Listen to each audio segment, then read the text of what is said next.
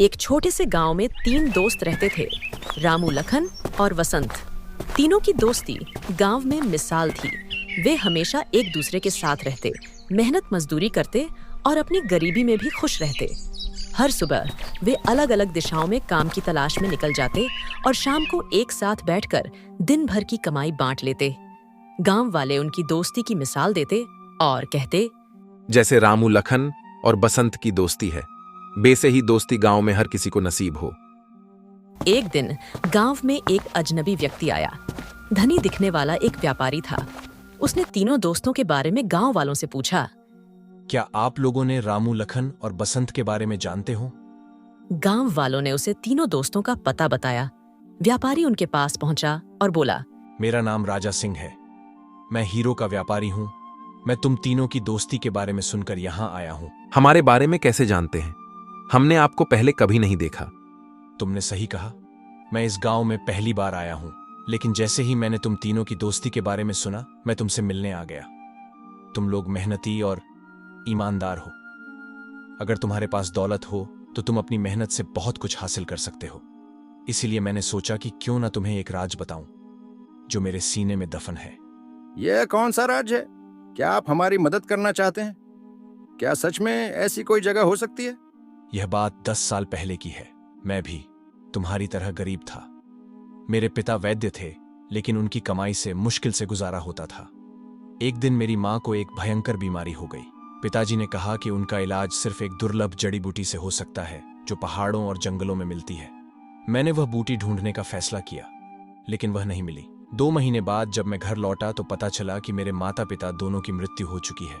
उस दिन मैंने ठान लिया कि मैं उस जड़ी बूटी को जरूर ढूंढूंगा। मैं फिर से जंगलों और पहाड़ों में निकल पड़ा। जब मैं एक घाटी में पहुंचा तो मेरी आंखों के सामने एक अद्भुत नजारा था। वहां जहां तक नजर जाती हीरे और मोती बिखरे पड़े थे। मैंने उस खजाने का एक बड़ा हिस्सा निकालकर सुरक्षित जगह पर छिपा दिया। आज भी जब मुझे धन की जरूरत होती है तो मैं वहां जाकर हीरे निकाल लाता हूं। अगर तुम चाहो तो मैं तुम्हें उस जगह का पता बता सकता हूं। हुजूर, क्या आप सच कह रहे हो? यह सब किसी सपने जैसा लगता है। यकीन तो तुम्हें तब होगा जब तुम खुद वहां जाकर देखोगे, लेकिन एक शर्त है, तुम इस राज को किसी और को नहीं बताओगे। अगर तुमने ऐसा किया तो इसकी भारी कीमत चुकानी पड़ेगी। ये पैसे रखो, सफर में काम आएंगे। इतना कहकर व्यापारी चले गए। व्यापारी के जाने के बाद तीनों दोस्त आपस में बातचीत करने लगे। रामू ने संदेह जताते हुए कहा, क्या सच में ऐसी कोई जगह हो सकती है? कहीं सेठ ने हमें बेवकूफ तो नहीं बनाया? मुझे तो सेठ की बातों में कोई छल कपट नहीं लगा। हमें एक बार वहां जरूर जाना चाहिए। तीनों दोस्त उस जगह पर जाने के लिए तैयार हो गए और सफर पर निकल पड़े। यात्रा लंबी थी, इसलिए वे जहां भी उपयुक्त स्थान मिलता वहां आराम कर लेते। चलते चलते 4 दिन बीत चुके थे। एक दिन जब वे रास्ते से गुजर रहे थे, लखन ने कराहते हुए कहा, मुझे बहुत प्यास लगी है। मेरा गला सूख रहा है। मुझे जल्दी से पानी दो, नहीं तो मैं मर जाऊंगी। बसंत, जल्दी से कहीं से पानी खोज कर लाओ। यह सुनकर बसंत एक बर्तन लेकर पानी की तलाश में निकल गया। लेकिन जैसे ही बसंत वहां से गया, लखन तुरंत फुर्ती से खड़ा हो गया। यह देखकर रामू हैरान रह गया और बोला, यह क्या, तुम तो भले चंगे हो, फिर यह प्यास का नाटक क्यों किया? अरे मूर्ख, तुम इतना भी नहीं समझते। मैंने यह नाटक सिर्फ बसंत को यहां से हटाने के लिए किया था, ताकि मैं तुमसे अकेले में एक जरूरी बात कर सकूं। ऐसी कौन सी बात है जो बसंत के सामने नहीं की जा सकती? बात यह है कि अगर तुम चाहो तो उस खजाने के मालिक सिर्फ हम दोनों बन सकते हैं। क्या मतलब? बसंत का उसमें कोई हक नहीं होगा? बिल्कुल नहीं। मैं नहीं चाहता कि वह उस जगह तक पहुंचे। अगर तुम मेरा साथ दो तो यह काम बहुत आसानी से हो सकता है। सोचने में समय बर्बाद मत करो, क्योंकि बसंत कभी भी वापस आ सकता है। हम रास्ते में किसी भी मौके पर उसे खत्म कर देंगे और फिर खजाने के अकेले मालिक सिर्फ हम दोनों होंगे। लेकिन अगर कोई गड़बड़ हो गई तो इसकी जिम्मेदारी सिर्फ तुम्हारी होगी। मुझे मंजूर है, चुप रहो। लगता है बसंत आ रहा है। तभी बसंत वहां पहुंच गया और बोला, ये लो दोस्त, जल्दी से लखन को पानी पिला दो। लखन ने पानी पीते ही नाटक करते हुए ऐसा दिखाया जैसे उसकी जान में जान आ गई हो। बेचारा बसंत उन दोनों की साजिश से पूरी तरह अनजान था। बारी बारी से तीनों ने पानी पिया और फिर आगे बढ़ने लगे। लेकिन लखन को चैन नहीं आ रहा था। वह रास्ते भर बसंत से छुटकारा पाने की योजनाएं बनाता रहा। इसी उधेड़-बुन में एक और दिन बीत गया। चलते चलते वे लोग एक झरने के पास पहुंचे। झरना देखकर लखन का मन खुशी से उछल पड़ा। वह सोचने लगा, अगर बसंत को इस झरने के ऊपर से धक्का दे दिया जाए तो उसकी मौत निश्चित है। हाँ, यही सही मौका है। उसने अपने दोनों दोस्तों से कहा, तुम दोनों यहीं रुको, मैं जरा इस पहाड़ी पर चढ़कर आगे का रास्ता देखता हूँ। यह कहकर लखन पहाड़ी पर चढ़ गया। वहां पहुंचकर वह खुश होने का नाटक करने लगा और जोर से बोला, अरे दोस्तों, यहाँ का नज़ारा तो बहुत ही अद्भुत है। कुदरत का ऐसा नज़ारा मैंने अपनी पूरी जिंदगी में नहीं देखा। तुम लोग भी जल्दी से ऊपर आ जाओ, देखो कितनी खूबसूरत जगह है। उसकी बातें सुनकर रामू और बसंत भी पहाड़ी पर चढ़े।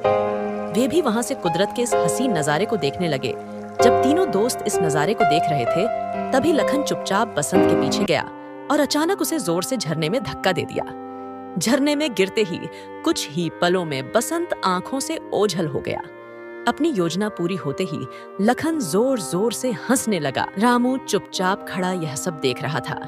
कुछ पल के लिए डर और सदमे में था, लेकिन फिर उसने भी लखन के साथ जोर जोर से हंसना शुरू कर दिया। इस तरह उन्होंने बसंत को अपने रास्ते से हटा दिया।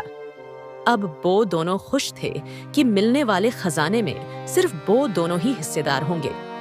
दूसरी तरफ बसंत झरने से बहता हुआ एक नदी में गिरा। वह पूरी तरह बेहोश हो चुका था।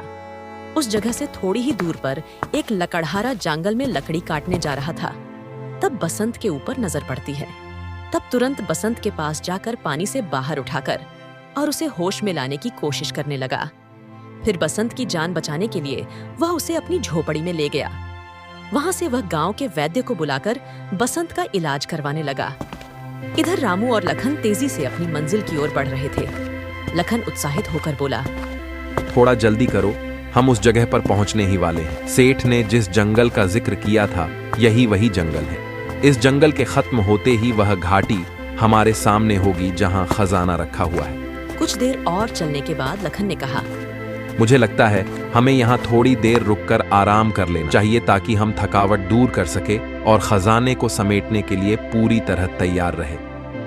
इसके बाद लखन ने पेड़ से कुछ फल तोड़े और वो दोनों फल खाने लगे। थकान के कारण रामू जल्दी ही गहरी नींद में सो गया। जबकि लखन किसी गहरी सोच में डूबा हुआ था, अचानक उसके दिमाग में एक और खतरनाक साजिश जन्म लेने लगी। उसने सोचा, क्यों ना रामू को भी अपने रास्ते से हटा दूं। अगर मैं उसे भी मार दूं तो इस पूरे खजाने का एकता मालिक सिर्फ मैं ही बन जाऊंगा। अगर मैं रामू को इस पेड़ से बांध दूं तो रात के समय जंगली जानवर उसे खा जाएंगे और मुझे कोई रोकने वाला नहीं रहेगा। लखन के दिमाग में लालच पूरी तरह घर कर चुका था। योजना बनाकर लखन ने गहरी नींद में सोए रामू को चुपचाप पेड़ से कसकर बांध दिया और वहां से चला गया। कुछ ही देर बाद रामू होश में आया। देखा कि एक पेड़ में बंधा हुआ है। इसने सोचा कि लखन मुझे भी धोखा दिया। कुछ ही देर बाद एक आदमी जाता हुआ दिखाई दिया। रामू ने जोर से आवाज लगाई, भाई साहब, मेरी सहायता करो, मुझे इस पेड़ से खोल दो। वह आदमी रुका और बोला, तुम कौन हो और इस घने जंगल में क्या कर रहे हो? वह सब मैं बाद में बताऊंगा, पहले मेरी रस्सियां खोल दो। उस आदमी ने रामू की रस्सियां खोल दी, लेकिन जैसे ही रामू आजाद हुआ, वह उस आदमी को फटकार हुए बोला, अरे मेरे ज्यादा नजदीक मत आओ, मुझसे दूर रहो। इसके बाद रामू तेजी से आगे बढ़ गया। वह मन ही मन सोच रहा था, मुझे किसी भी हाल में लखन से पहले उस खजाने तक पहुंचना होगा। उधर लखन भी तेजी से खजाने तक पहुंचने के लिए बढ़ रहा था। तभी अचानक उसे किसी के कराने की आवाज सुनाई दी। उसने देखा यह एक बहुत ही बूढ़ा आदमी एक पेड़ के नीचे बैठा था। जैसे ही बूढ़े आदमी ने लखन को देखा, वह दर्द भरी आवाज में बोला, बेटा, मैं पास के ही एक गांव में रहता हूँ। मैं यहाँ जंगल में लकड़ियाँ लेने आया था, लेकिन अचानक एक जंगली भैंसे ने मुझे टक्कर मार दी। अब मैं हिल भी नहीं पा रहा हूँ। क्या तुम मुझे मेरे घर तक पहुँचा दो? तुम्हारा मुझ पर बड़ा एहसान होगा।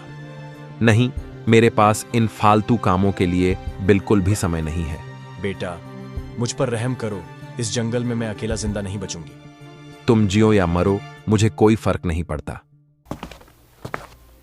यह कहकर लखन वहां से आगे बढ़ गया।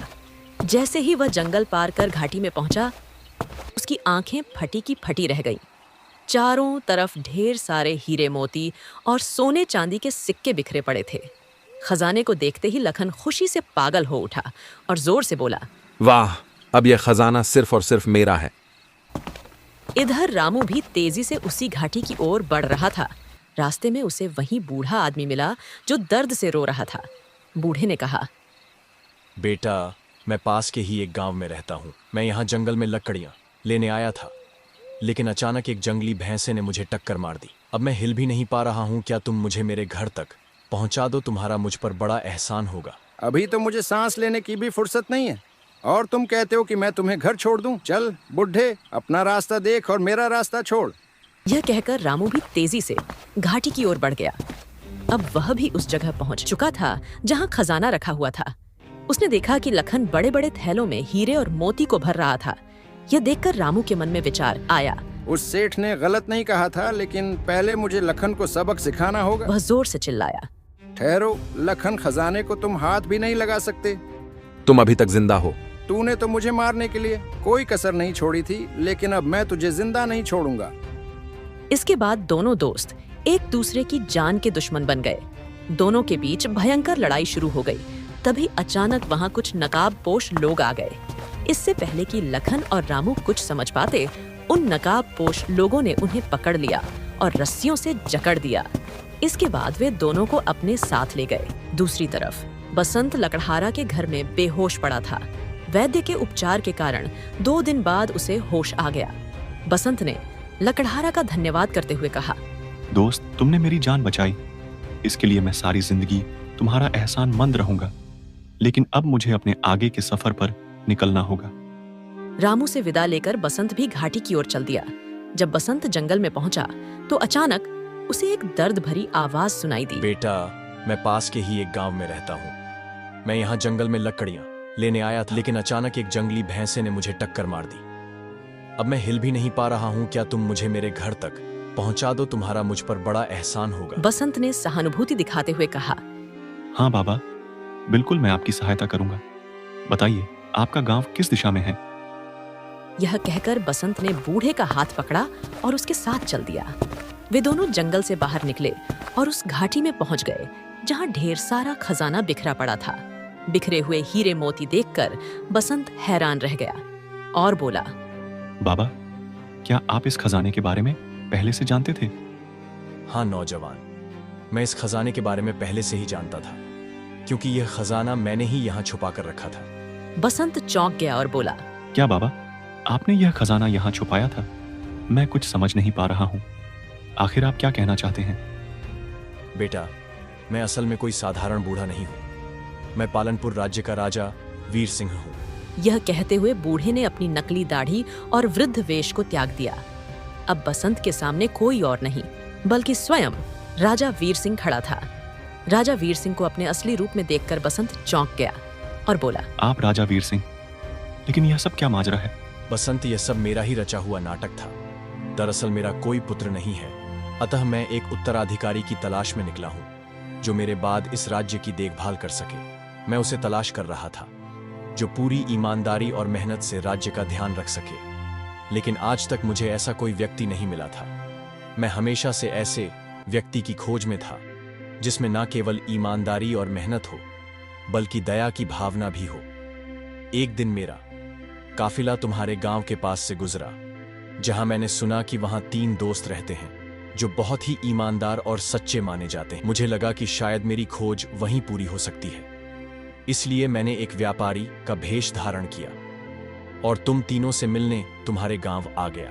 व्यापारी के रूप में मैंने ही तुम तीनों को इस जगह के बारे में बताया और तुम्हें खजाने की जानकारी दी। यह खजाना भी मैंने ही यहां रखवाया था और इसकी सुरक्षा के लिए मैंने अपने सैनिकों को जंगल में छिपाकर तैनात कर दिया था। मेरा आदेश था कि तुम तीनों के अलावा कोई भी इस खजाने को हाथ न लगा सके। लेकिन जब तुम्हारे दोनों दोस्त यहां पहुंचे तो लालच ने उनकी आंखों पर पर्दा डाल दिया। वे दोनों एक दूसरे के खून के प्यासे हो गए और एक दूसरे को मारने पर उतारू हो गए। इससे पहले कि वे एक दूसरे की जान ले लेते, मेरे सैनिकों ने उन्हें गिरफ्तार कर लिया। वे दोनों अब मेरी कैद में हैं। मैं और मेरे कुछ खास आदमी अलग अलग रूपों में तुम्हारे सामने आते रहे, कभी एक व्यापारी के रूप में, कभी एक बूढ़े बाबा के रूप में, तो कभी एक लाचार कुष्ठ रोगी के रूप में। मैं यह देखना चाहता था कि तुम तीनों में से कौन सबसे दयालु और ईमानदार है। आखिरकार केवल तुम ही मेरी इस परीक्षा में खरे उतरे। तुमने न किसी को धोखा दिया और न ही लालच में पड़े, बल्कि जहां भी जरूरत पड़ी तुमने दूसरों की सहायता की। इसलिए बसंत, आज से मैं तुम्हें अपना उत्तराधिकारी नियुक्त करता हूं। अब से मेरे राज्य की पूरी जिम्मेदारी तुम्हारी होगी। यह सुनकर बसंत हैरान भी था और खुश भी। उसने राजा से कहा, महाराज, मुझे आपका यह प्रस्ताव स्वीकार है, लेकिन मेरे वे दोनों दोस्त कहाँ हैं? मैं आपसे प्रार्थना करता हूँ कि आप उन्हें माफ कर दें और रिहा कर दें। राजा ने बसंत की विनम्रता और दोस्ती की भावना को देख रामू और लखन को रिहा कर दिया। वे दोनों शर्मिंदा थे कि उन्होंने बसंत जैसे सच्चे दोस्त को धोखा दिया था। दूसरी तरफ बसंत राजा के साथ महल में चला गया और अब वह राजा का उत्तराधिकारी बन चुका था। उसकी ईमानदारी, मेहनत और दयालुता ने उसे एक नई पहचान दिलाई। अब वह आरामदायक और सम्मानजनक जीवन जी रहा था, जबकि उसके दोनों दोस्त अपने किए पर पछता रहे थे। कहानी से सीख, जो इंसान लालच से बचकर सच्चाई, ईमानदारी और दयालुता के मार्ग पर चलता है, वह अंततः जीवन में सफलता और सम्मान पाता है।